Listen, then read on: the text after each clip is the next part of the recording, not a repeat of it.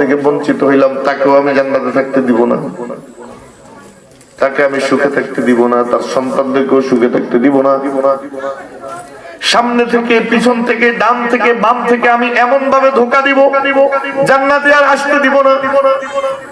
আল্লাহ বলেন ইল্লা ইবাদাল্লাহিল মুখলাসিন, তুমি তো কিছু লোককে ধোঁকা দিতে পারবে, কিন্তু আমার প্রকৃত বান্দা যারা হবে তাদেরকে আমি চারদিকে আমার রহমত দিয়ে রক্ষা করব। তোমার কোন ষড়যন্ত্র আছে? তাহলে ইবলিস তখন চ্যালেঞ্জ দিয়েছে, আমি আদমকে থাকতে দিব না জান্নাতে। হিংসা, তো আদম আর হাওয়ার পিছনে লাগছে। এটা পুরানা কথা, এগুলো আপনারা জানেন, আমি শুধু একটা কথা বোঝানোর জন্য উদাহরণটা দিচ্ছি। 24টা ঘন্টা ইবলিস শুধু আদম আর হাওয়ার লইয়া টেনশন, অথচ যদি 5টা মিনিট নিজের লইয়া ভাবতে তাহলে সে তওবা করে ফেলতো।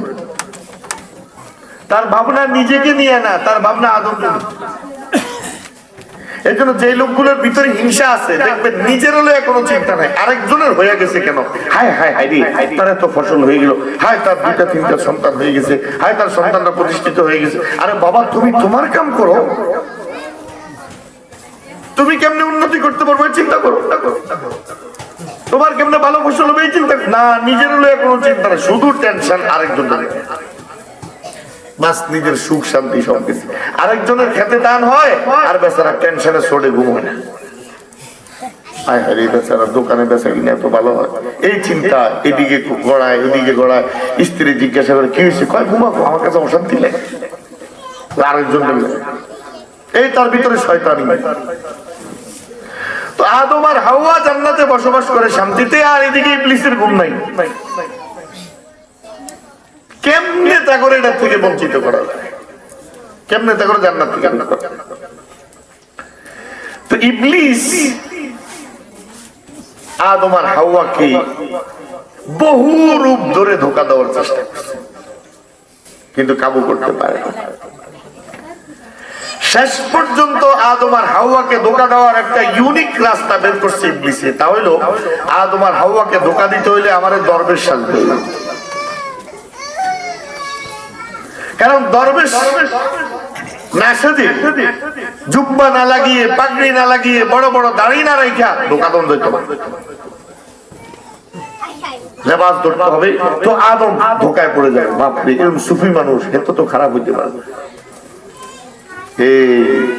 তখন থেকে যে ইবলিসের এই শয়তানি শুরু হয়েছে, এখনকার জমানার মতো মানুষের ঈমান হরণকারী, স্বার্থ অন্বেষণকারী, নিজের স্বার্থ সিদ্ধিকারী, রাষ্ট্রের বিরুদ্ধে ষড়যন্ত্রকারীরা এভাবে ইসলামের লেবাস ধরে, বড় বড় দাড়ি রেখে ঘুষ খায়। সুবিধা দাড়ি রেখে ধোকা দিতে সুবিধা। ওই যে একটা দরবেশ ছিল সালমানে ফ্রমা, কি সুন্দর দাড়ি, দবদবে সাদা দাড়ি, মানুষের তার নাম দিছে দরবেশ। পুরা শেয়ার বাজার খেয়ে গেছে,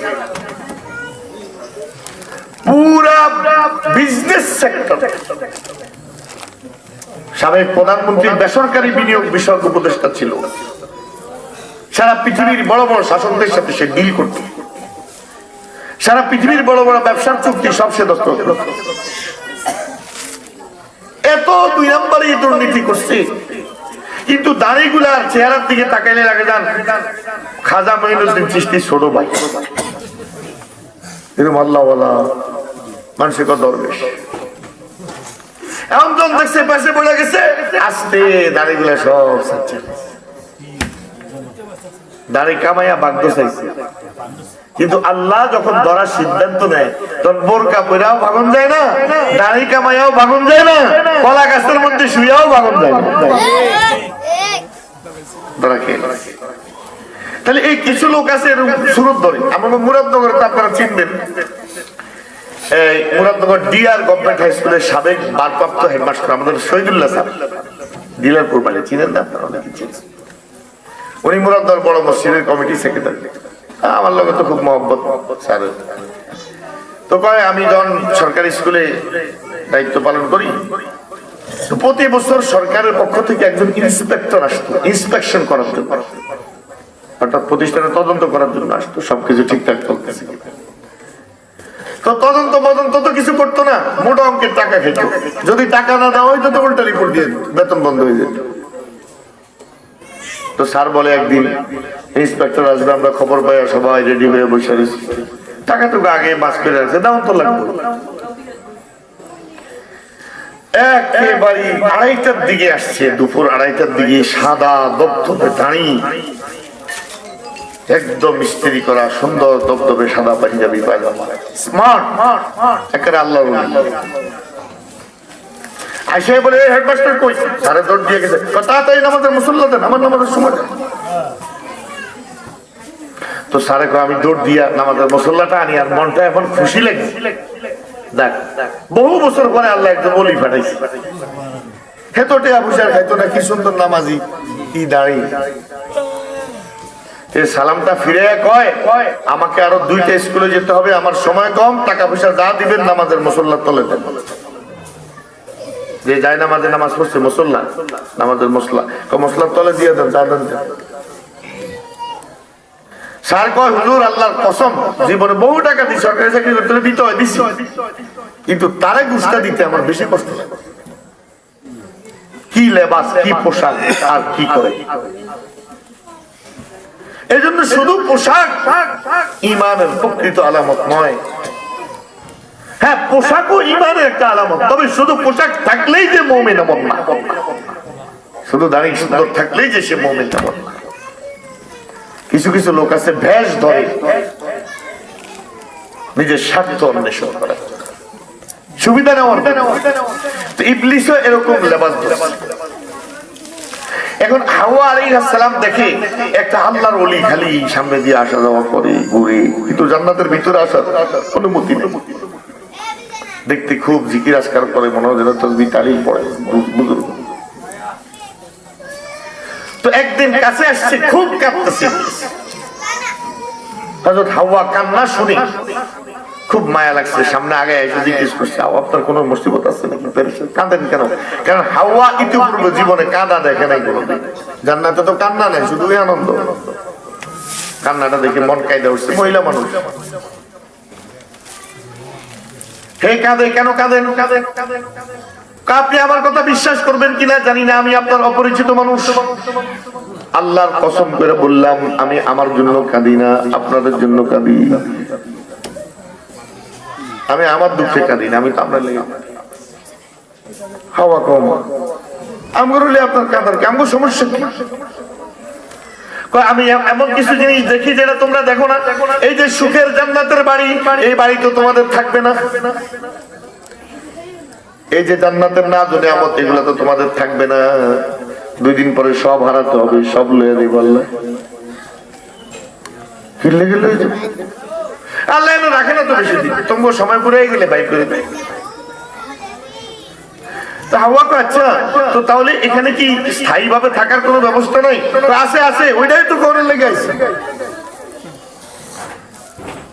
তো হাওয়া আলোচনা শুনে আদম আগে আসছে। এবার আদমকে উদ্দেশ্য করে ইবলিস বলে, ইয়া আদম হাল আদুল্লুকা আলা শাজারাতিল খুলদি ওয়া মুলকিন লা ইয়াবলা। আদম, আমি তোমারে এমন একটা গাছের কথা বলবো যে গাছটার নাম হলো চিরস্থায়ী গাছ। গাছের নাম কি কোন? এটা ইবলিসের নাম, এটা দিছে, এটার নাম চিরস্থায়ী গাছ। তো ইন্টারেস্টিং নাম। আদম জিগা, তো এটার নাম চিরস্থায়ী গাছ কি লেগা? এটাই তো আসল কথা। এটার ফল যদি একবার তুমি আর তোমার বউ খাইতে পারো, তো জান্নাত চিরদিনের জন্য তোমাদের হয়ে যাবে। তোমাদেরকে আর এই জান্নাত থেকে বের করা হবে না।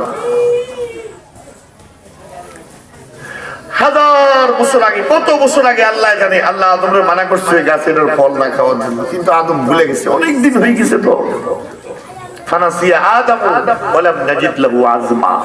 আল্লাহ কোরআনে কারীম বলে আদম ভুলে গেছে। তো ইবলিস যখন বলছে এই গাছের ফল খাও, আদমের কেমন জানি সন্দেহ হচ্ছিল। না না, থাক থাক, দরকার নেই। এবার ইবলিস বলে, আমার কথা মনে হয় তোমরা বিশ্বাস করো নাই যে আল্লাহ তোমাদেরকে জান্নাত দিয়েছে, বানিয়েছে, সৃষ্টি করেছে, আমাকে বানিয়েছে।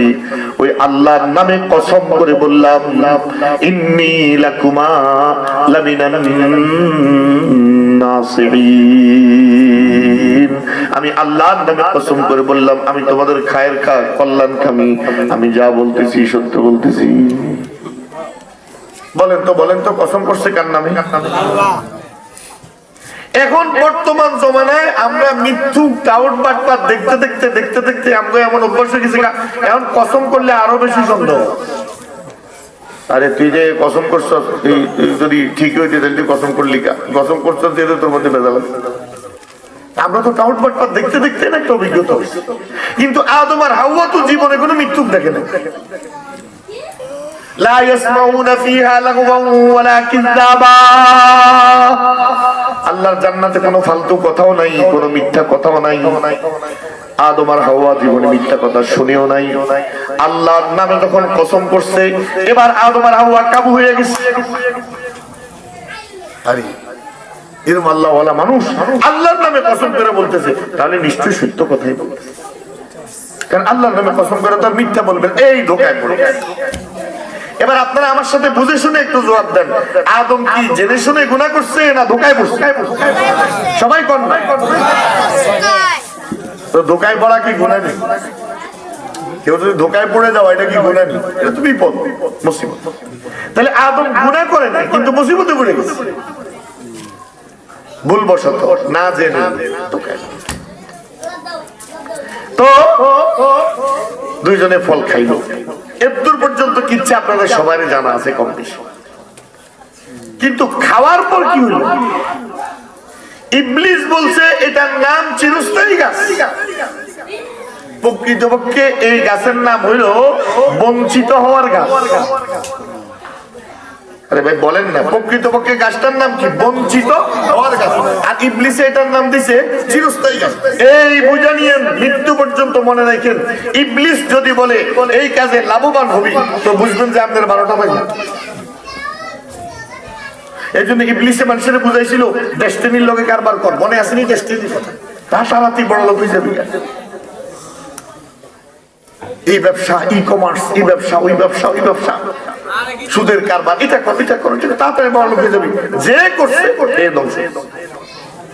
ঘর বেচছে, বাড়ি বেচছে, এখন ঘরেও ঘুমাইতে পারে না, পাওনাদারদের টেনশন। অথচ শয়তান তারে বলছিল এটা করলে তাড়াতাড়ি বড় লোক। শয়তান যদি কোনো কাজকে ভালো বলে, বুঝবেন এটা দুনিয়ার সবচেয়ে নিকৃষ্ট কাজ। আর শয়তান যদি বলে সে নিকৃষ্ট, বুঝবেন দুনিয়ার সবচেয়ে ভালো কাজ, সবচেয়ে ভালো লোক। এবার আবার বলে শয়তান আমাদের দোস্ত না দুশমন? এবার দুশমন যে কত ভয়ঙ্কর দুশমন দেখে। আদম আর হাওয়া যখন এই ফল খেয়ে ফেলছে, ফাতাফিকা ইয়াখসিফানি আলাইহিমা মিন ওয়ারাকিল জান্নাহ فناداهما ربهما ألم أقل لكما ألم أنهكما عن تلكما الشجرة وأقل لكما রব্বুল আলামিন বলেন, আদম ওই হারাম গাছের ফল খাওয়ার সঙ্গে সঙ্গে আদমের দেহের পোশাকগুলো খুলে উড়ে চলে গেছে। হাওয়ার শরীরের পোশাকগুলো খুলে পড়ে গেছে, চলে গেছে। আদম আর হাওয়া দুইজন উলঙ্গ হয়ে গেছে। আমাদের মা আর বাবা আদম আর হাওয়া, এই দুইজনকে এমন বেইজ্জতি শয়তান করছে, তাদের কাপড়গুলো পর্যন্ত খুলে উলঙ্গ বানাইছে। কান্না আর চিৎকার শুরু করছে আদম আর হাওয়া। জান্নাতের গাছের পাতাগুলো ছিঁড়ে ছিঁড়ে লজ্জাস্থান ঢাকা শুরু করছি। বুঝে ফেলছি ধোঁকায় পড়ে গেছি, বুঝে ফেলছে শয়তান তাদেরকে ভুল বুঝেছে, বুঝে গেছে আল্লাহর হুকুম তারা ভুলে গেছে।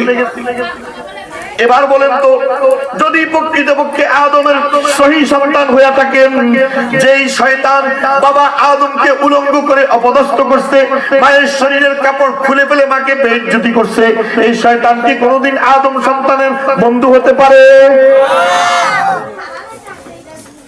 আপনার তো অন্তরে সংকল্প হওয়ার কথা, এই দুশমন থেকে আমি আমার বাবার প্রতিশোধ দিব, আমি এই শয়তান থেকে আমার মা হাওয়ার প্রতিশোধ নিব।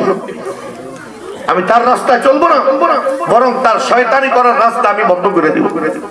এটা না উচিত ছিল আমি সন্তান হিসেবে, কিন্তু উল্টা এখন শয়তান যা বলে আমি তা করি, আল্লাহ যা বলে কানেও নেই। আল্লাহ বলে আয় মসজিদে আয়, সফলতার দিকে আয়, হাইয়া আলাস সালাহ হাইয়া আলাল ফালাহ। শয়তান কত দোকানে বসে থাক, আমি শয়তানের টাইম আছি। আল্লাহ বলে আতাকুলু আমওয়ালাকুম বাইনাকুম বিল বাতিল, হারাম খাইস না, খবরদার হারাম খাইস না। আল্লাহুল বাইআ ওয়া হারামার রিবা, ব্যবসা হালাল সুদ হারাম, খবরদার সুদের কাছে যাইস না। ঘরে ঘরে কিস্তি, ঘরে ঘরে সুদ, ঘরে ঘরে হারাম কারবার। আল্লাহ বলছে পর্দার সাথে থাক, শয়তান তো খুলে হাট, শয়তানের টাইম আনছে। আল্লাহকে হালাল খা, শয়তানকে হারাম খা, শয়তানের টাইম আনছে। আল্লাহকে মসজিদে আয়, শয়তানকে বাজারে যা, দোকানে বসে থাক, এটাই মানছে। তাহলে বর্তমান পৃথিবীর মুসলমানরা আল্লাহর হুকুম মানে না, শয়তানের হুকুম মানে। শয়তান যেদিকে কয় এদিকে। তবে একটা জিনিস ঠিক আছে, আবার যখন বিপদে পড়ে তখন আল্লাহর ডাকে। সারা বছর শুনে শয়তানের, সারা বছর চলে শয়তানের রাস্তায়, যখন বিপদে পড়ে আল্লাহকে ডাকে। আল্লাহকে বান্দা তুই যদি আমার ডাকে প্রত্যেকদিন 5 বার সারা দিত, তাহলে 10 দিনে 50 বার হইত, 1 মাসে 150 বার হইত, 1 বছরে 1500 বার হইত, 1500-1600 বার তুই যদি আমার ডাকে সারা দিয়ে আমার ঘরে আসতি, তোর উপর যখন মুসিবত আসতো তুই আমি আল্লাহকে ডাক দেওয়ার আগেই তোর কাছে আমার সাহায্য পৌঁছে দিত। কিন্তু আমি ডাকছি এদিকে, তুই গেছিস এদিকে। কিয়ামতের দিন কিন্তু শয়তানের লগে মানুষের এটা বুঝা পড়া হবে। সব মানুষ শয়তানটা পাইয়া ধরবো খপ করে, কোটি কোটি মানুষ, হাজার হাজার কোটি মানুষ চারদিকে ঘেরাও দিয়ে ধরবো, ধরে করবো কই যাস, বহুত রংবাজি করছে, আমগুলো ধোকা দিছস, প্রতারণা করছস, আমগুলোকে আখিরাত ভুলিয়ে দিছস, জাহান্নামের আযাবের কথা আমাদেরকে ভুলিয়ে দিয়েছিস, আজকে যাস কই তোরে দেখে নিব। وقال الشيطان لما قضي الأمر إن الله وعدكم وعد الحق ووعدتكم فأخلفتكم وما كان لي عليكم من سلطان إلا أن دعوتكم فاستجبتم لي فلا تلوموني ولوموا أنفسكم ما أنا بمصرخكم وما أنتم بمصرخي وإني كفرت بما أشركتموني من قبل فالحكم لله العلي الكبير। সব মানুষ ধরবে হায় হায় আজকে আমাদের জন্য জাহান্নামের ফয়সালা হয়ে গেছে। এই শয়তান তোর কারণে, তোর ধোঁকার কারণে, তোর প্রতারণার কারণে। শয়তান কইবো ইন্নাল্লাহা ওয়াদাকুম ওয়াদাল হক, আল্লাহ তোমাদের সাথে যা ওয়াদা করছে সব সত্য। ওয়াদতুকুম ফাখলাফতুকুম, আমি তোমাদেরকে যা ওয়াদা করছি সব ছিল বাটপানি। শয়তান নিজেই বলে মা কানা লি আলাইকুম মিন সুলতান। আচ্ছা ও সুদখোর মিয়া, তুমি কও তো তোমারে কোন দিন আমি কান কান ধইরা তোমারে দিয়ে সুদের কারবার করাইছি, কও প্রমাণ দাও। আমি যে তোমারে সুদের কারবারে লাগাইছি প্রমাণ দাও। আমি যে তোমারে সিনেমা হলে নিছি প্রমাণ দাও। আমি যে তোমারে গীবত করাইছি, চুগলখড়ি করাইছি, মিথ্যা কথা বলাইছি প্রমাণ দাও। হ্যাঁ আমি সাধু না, আমি শুধু তোরে বলছি, তো তোরা শুনলি কেন? আমি শুধু তোদেরকে ডাকছি, তোরা দৌড় দিলি কেন? আমি শুধু তোদের ভিতরে ওয়াসওয়াসা দিছি, তোরা আমার কথা মানলি কেন? তোরা তোদের আল্লাহর হুকুম অমান্য করে আমার হুকুম মানছস। আজকে আমারও জুতা দিয়া না পিটায়া নিজের গালে নিজে জুতা দিয়া পিটায়া। তোদের কাছে আমার কথা আল্লাহর হুকুম থেকে বেশি দামি হইলো কেন? তোরা আমার কথাকে আল্লাহর কথার উপর মূল্যায়ন করলি কেন? এখন আমারে গালি দিস না, নিজে নিজেদের গালি দে। এবার ইবলিস কয় মা আনা বিমুসলিহিকুম ওয়া মা আনতুম বিমুসলিহিয়া। চিল্লাচিল্লি করে লাভ নাই, তোকেও কপাল খারাপ, আমারও খারাপ। আমি অহংকার করে আল্লাহর সাথে নাফরমানি করছি, আমিও ধ্বংস। তোরা আমার পরামর্শ চলছস, তোরাও ধ্বংস। এখন চিল্লাচিল্লি হইলে আর কোনো লাভ নাই, নিজেরে নিজে ক, যা ক না বা শয়তান একদিকে আইতেছে। সব মানুষের কথা তো ঠিকই, তে তো আমগুলোকে শয়তানি করছে, কিন্তু কোনো প্রমাণ তো আমার কাছে নেই। আমরা তো কোনো সাক্ষী পেশ করতে পারতেছি না যে অমুক দিন শয়তানে আমার কানটা ধরে লয়ে গেছে। বা শয়তানের হাত ধরার সুযোগ থাকবে না। তখন মানুষ নিজের হাত টেনে হাতের চামড়ায় কামড়াতে থাকবে, গোশতগুলো ছিঁড়ে ফেলতে থাকবে, আর বলতে থাকবে ইয়া লাইতানি ইত্তাখাযতু মা'আর রাসূলি সাবিলা। হায়, শয়তানের রাস্তায় চলা ঠিক হয় নাই, আমার তো নবীর রাস্তায় চলার দরকার ছিল। ইয়া লাইতানি লাম আত্তাখিজ ফুলানান খলিলা। দুনিয়ার শয়তানদের সাথে কেন চললাম, কেন চললাম, কেন চললাম। চুলগুলো ছিঁড়বে, হাত কামড়াবে, গোশতগুলো ছিঁড়ে ফেলবে। তখন ফেরেশতারা এসে জাহান্নামের শিকল দিয়ে বেঁধে জাহান্নামে নিয়ে যাবে। নাউযুবিল্লাহ। তাহলে এবার বলেন, শয়তান আমাদের দোস্ত না দুশমন? প্রাণটা খুলে আওয়াজ দিয়ে এখন, দোস্ত না দুশমন? তো দুশমনের লোক কি দুশমনির আচরণ হবে না দোস্তের আচরণ? কিন্তু আমাদের আচরণ হলো শয়তানের সাথে দোস্তের আচরণ। মনে রাখবেন আমার ভাইয়েরা, আমাদেরকে শয়তান কখনো শান্তিতে থাকতে দিতে চায় না। আমরা সফল হই এটা কোনোদিন চায় না। একটা ছোট্ট উদাহরণ দিই, মজার উদাহরণ, মনোযোগ দিয়ে শুনুন। বাইহাকির শুআবুল ঈমানে হাদিস আছে, একদিন আল্লাহর হাবিব সাল্লাল্লাহু আলাইহি ওয়াসাল্লাম দুইজন শয়তানকে দেখেছেন। দুইটা শয়তান, একটা শয়তান একেবারে কঙ্কাল চিকন, আর আরেকটা শয়তান ইরুম মোড়া, স্বাস্থ্যবান, নাদুস নাদুস। হুজুর তাকে জিজ্ঞাসা করে, মান আনতুমা, এই তোমরা দুজন কে? তারা কয় নাহনু শাইতানানি, আমরা দুটোটা শয়তান। সত্য সত্য পরিচয় দিচ্ছে শয়তান, নিজের পরিচয় দিচ্ছে শয়তান। আর আমগোটাকে শয়তানরা নিজের পরিচয় দেয় বলি করে শয়তানি না। একটা আছে লতিফ সিদ্দিকী, আমগো দেশে নাম শুনছেন আপনারা? কাদের সিদ্দিকীর বড় ভাই। হে কয় আমি কোন হুজুরের সাথে কোনোদিন মুনাজাত ধরি না, এবং কোন আলেম দোয়া করলে আমি কোনোদিন আমিন করি না। সবাই কইতে পারেন আপনারা কেন করি না? কারণ হুজুররা বলে আল্লাহ জীবনে অনেক গুনাহ করছি, মাফ করে দাও। আমি তো জীবনে কোনো গুনাহই করি নাই, তো আমি আমিন কইতে পারি। কেমন আল্লাহর সচ্চা বুঝুন। তাহলে শয়তান আর এই শয়তানগুলোর মধ্যে বেশ কম হইল, শয়তান নিজের পরিচয় দেয় আমি শয়তান, আর এই শয়তানগুলো নিজে শয়তান কিন্তু পরিচয় দেয় হেতে বুঝুন, পরিচয় আমি ওলি। গাঁজা টানে হেবেলে ফির, তার বিবি বেপরদা রাস্তায় ঘুরে হেবেলে ওলি। আল্লাহ তুমি আমাদেরকে হেদায়েত দান করো, আমিনও কয় না, সহি বুঝ দান করো। এখন হুজুর কত তোরা দুইজন শয়তান আছে বুঝলাম, কিন্তু দুইজনের স্বাস্থ্যের এই অবস্থা কেন? একজন যে মোটা হইতে হইতে হইতে হইতে গোস্ত রাখার আর জায়গা নাই, আর আরেকজন তো একদম কঙ্কাল। কারণ এখন চিকন লোকটাই কয়, চিকন শয়তানটা কয়, ইয়া রাসূলুল্লাহ আমার কপাল খারাপ। হুজুর কয় কি লাগা? কোন আনা মা আশকা খালকিল্লাহি ফিল আরদি, আল্লাহর জমিনে সবচেয়ে নিকৃষ্ট লোকটার লগে আমি থাকি। হুজুর কয় কেমন নিকৃষ্ট, কেমন খারাপ লোকটা? তার মতো খারাপ এই জমিনে আর কেউ নাই। হুজুর কি কইতাম আপনারে? আল্লাহর নবী কয় কেমন খারাপ? হে বিসমিল্লাহ ছাড়া কোনো কাম করে না। বিসমিল্লাহ ছাড়া ওই দা আকালা সাম্মা, খানা খাইতে লাগলে কয় বিসমিল্লাহ। আমি আর তার লগে খাইতে পারি না। ওই দা শারিবা সাম্মা, যখন পানি পান করে কয় বিসমিল্লাহির রহমানির রহিম। অতঃপর এই পানিটা আমি আর পান করতে পারি না। যখন বিবির কাছে যায় কয় বিসমিল্লাহ। আমি তার স্ত্রীর সাথে মেলামেশার সময় কাছেও থাকতে পারি না, খানাও নাই, পানিও নাই, বউ নাই, বাইশা যে আসি, এটাও তো খাজা বাবার দয়া। আমি তো কবে মরে যাও না। হুজুর ক তাইলে তুই এত খারাপ লোকের লোকে আসিস, একবারই বেশি খারাপ। তো মোড়াটার জিজ্ঞাসা তোর কি অবস্থা?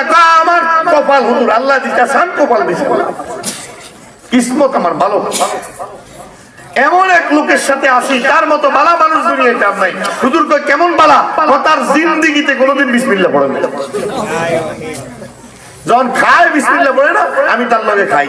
যখন পান করে বিসমিল্লাহ পড়ে না, আমি তার সাথে পানি পান করি। যখন বিবির কাছে যায় বিসমিল্লাহ পড়ে না, আমি তার সাথে মিলামেশায় শরীক থাকি। তো আমি মোড় হইতাম নাকি আমার বাবানি মোড়? আমার তাইলে এবার বলেন শয়তান বলছে আমি যে চিকন শয়তানটা বলছে আমি খুব খারাপ লোকের লগে আছি, আসলে হে খারাপ না ভালো। আর মোড়াটা কইছে আমি খুব ভালো লোকের লগে আছি, আসলে ভালো না, শয়তান। ইন্না শাইতানা ইয়াইদুকুমুল ফাকরা ওয়া ইয়া'মুরুকুম বিল ফাহশা। শয়তানে কইছে 1000 টাকা লাগা সুদে মাসে 100 টাকা পাবি, 1 লাখ টাকা লাগা 10,000 টাকা পাবি, কোনো ঝুঁকি নাই, রিস্ক নাই, কিচ্ছু নাই, শুধু মাসের শেষে কালেকশন করবি। কি করবি? কালেকশন। যাই শুধু ঘুরে ঘুরে কালেকশন করবি, তুই বড় লোক হয়ে যাবি তাড়াতাড়ি। আল্লাহ কোরআনে কারিমে বলেন ইয়ামহাকুল্লাহুর রিবা ওয়া ইউরবিস সাদাকাত, যে সুদের সাথে নিজেকে জড়িয়ে দিবে আল্লাহ কয় আমি টুডে টুমরো, আজ হোক কাল হোক তোর হাতের মধ্যে ভিক্ষার থাল লাগায়া দিব। বলেছেন কে? বলেন মুসাকারা মানুষ দেখতাম আগে একটু কথাবার্তা করতো, আপনারা কি ভালো হয়ে গেছেন কথা একটু বলেন না, ওয়াদা কার? আল্লাহ বলছেন সুদওয়ালাকে রাস্তায় ঘুরাইবে। দেখেন মুরব্বীরা বলতে পারবে, যারা বস ওনারা দেখছে, যারা পাকিস্তান পিরিয়ড দেখছেন, এর আগে ব্রিটিশদের দেখছে, এরকম লোক ওনার বেশি একটা নাই। ব্রিটিশদের আমলে বড় বড় জমিদাররা জমিদারি নিয়ে থাকে, আর এই জমিদাররা চড়া সুদে কৃষকদেরকে ঋণ দিত, অথবা কৃষকরা যখন সময় মতো ঋণ পরিশোধ করতে না পারতো তো তাদের জায়গা দখল করতে করতে করতে করতে এক একজনের জমিদারি 1 থানা 2 থানা 3 থানা পর্যন্ত ছড়াই যেত, শত শত হাজার কোটি টাকার মালিক হয়ে যেত তারা। কিন্তু আজকে 100 বছর সময় এখনো যায় নাই, ওই পত্রিকা আসে কয়দিন পরে অমুক জমিদারের পোলা গুলিস্তান ভিক্ষা করে, অমুক জমিদারের নাতি বঙ্গবাজারে ভিক্ষা করে, অমুক নবাবের 3 নম্বর পুরুষ অমুক জায়গায় ভ্যান গাড়ি চালায়। কোথায় গেল তোমার হাজার কোটি টাকা? কোথায় গেল তোমার বিশাল জমিদারি? আমার রব বলেন হারাম পথে যাবি আমি তোর ভিক্ষার তুলি হাতে দিয়া ঘুরাবো, হালাল পথে চলবি আসমান জমিনের বরকত আমি তোর জন্য খুলে দিব। এই জন্য যে হারাম হালাল পথে চলে এই বরকত তার সন্তান পায়, তার নাতিরা পায়, তার পুত্রীরা পায়, বংশ পরম্পরা একটা বরকতের জীবন চলতে থাকে। আর যারা হারাম পথে চলে আস্তে আস্তে বাপের জমানায় ভিক্ষুক হওয়া শুরু হয়ে গেছে, ফুতের জমানায় আর কিচ্ছু নাই। হায় শুধু একটা কয় আমার বাপের বহুত টেয়ার মালিক আছিল, কাওয়া তোর বাপে কি আছিল না ছিল আর বড়টার বসে আসেনি বলেন। আমার রব যখন আপনাকে কোনো হুকুম দিবেন তো মনে রাখবেন এই হুকুমটার ভিতরে আপনার সফলতার কামিয়াবি। ঠিক নেই? একটা ছোট্ট খাট্ট একটা উদাহরণ আপনাদের প্রতি। আল্লাহ হুকুম করছেন ফজরের নামাজ পড়ার, হুকুম কার? এই আধুনিক বিজ্ঞান, আধুনিক বিজ্ঞান ডক্টর মরিস বুকাইলির ইসলাম এন্ড মডার্ন সায়েন্স, এটার পর থেকে এই পর্যন্ত শত শত গ্রন্থ রচিত হয়েছে আধুনিক বিজ্ঞানের উপর। তো বিজ্ঞানীরা বলে কোন মানুষ যদি খুব প্রত্যুষে ভোরে ঘুম থেকে উঠে ওযু করে আর মিসওয়াক করার জন্য গাছের ডাল জাতীয় কিছু ব্যবহার করে, তার মুখে উৎপাদিত সারা রাত্রের বিষাক্ত ব্যাকটেরিয়া গুলো সব মরে যায়। সে যখন পায়ে হেঁটে আল্লাহর ঘরের দিকে যায়, দাঁড়ায়, ঝুঁকে, বসে, আবার কপাল জমিনে রাখে, তার পুরো শরীরের ব্যায়াম হয়ে সকালের প্রাতকালের সকালের আবহাওয়া শরীরে লাগার দ্বারা হার্ট ভালো থাকে, হৃদরোগে আক্রান্ত হওয়ার ঝুঁকি কমে যায়। জার্মানির বিজ্ঞানীরা গবেষণা করে দেখছে হার্ট এটাকে যারা মরে ফজরের নামাজ যারা পড়ে এদের তুলনায় যারা পড়ে না এদের 70% বেশি ঝুঁকি থাকে, সকালে ঘুমায় থাকে, বাস্তার হার্ট অ্যাটাক করে যায়, হৃদরোগে আক্রান্ত হয়ে যায়। আর প্রাতকালে হাঁটার দ্বারা শরীরের ব্যথা বেদনা থেকে নিরাপদ থাকে, ভালো থাকে, শরীরটা সুস্থ থাকে, হার্ট ভালো থাকে। তাইলে বিজ্ঞান বলে এই সময় উঠলে এত লাভ, এত লাভ, এত লাভ, এত লাভ। আমার আল্লাহ 1450 বছর আগে আমাদেরকে হুকুম দিয়ে রাখছে, তখন বিজ্ঞান আগামাতা কিছু বুঝছে না, কিন্তু 1450 বছর থেকে আল্লাহর হুকুম যারা মানছে তারা সেই ফল ভোগ করে আসছে। একটু বলেন না ঠিক নেই? আপনাদের এই মুসাকারা কেরামের কথা বলেন, বর্তমান প্রজন্মের মধ্যে যত রোগ ব্যাধি, আগের মুরব্বীদের এত রোগ আছিল না। আরে আমি দাদারে আপনি জিজ্ঞাসা করবেন গ্যাস্ট্রিকের ওষুধ কারে কয়, এটার বাপ দাদা চিনিয়ে নেই। আমার গ্যাস্ট্রিক আবার কি খাইছে, মাশাআল্লাহ 1 বল 2 বল 3 বল খেয়েছে, কি এর গ্যাস্ট্রিক ম্যাস্ট্রিক হজম হয়ে গেছে। আর এখন গ্যাস্ট্রিকের ওষুধ খাওয়া ছাড়া কারো চলে না, 2টা 3টা 4টা খায় একসাথে। রোগ ব্যাধি দিন দিন বাড়ে। হার্টের রোগী আপনি যদি ন্যাশনাল হার্ট ফাউন্ডেশনে যান, বড় বড় হসপিটাল গুলোতে